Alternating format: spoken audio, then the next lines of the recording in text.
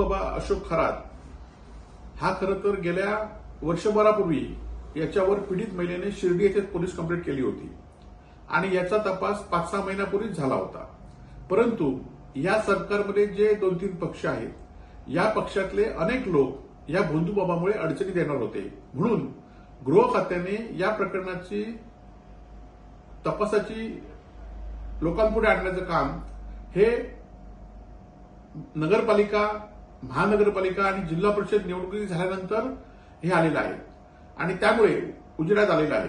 आणि त्यामुळे या सगळ्या प्रकरणाला राजकीय पक्षातल्या लोकांना आपल्या सहकारी पक्षांना वाचवण्यासाठी गृह खात्याने हे प्रकरणाची तपास हा उशिरा केला की काय आणि त्याची सुद्धा चौकशी झाली पाहिजे. कारण या खरं तर या प्रकरणामध्ये अनेक राजकीय लोक आहेत आणि या सरकारच्या विरोधात या संदर्भात लोकांमध्ये रोष होणार होता. म्हणून ह्या सगळ्या निवडणुका झाल्यामुळे नंतर या सगळ्या भोंदूबाबा अशोक खराताच्या जो काही प्रकरण आहे ते नंतर पद्धतशीरपणे बाहेर काढले की काय याची सगळ्याची चौकशी व्हावी अशी आमची शिवसेना उद्धव बाळासाहेब ठाकरे पक्षाजवळ मागणी आहे.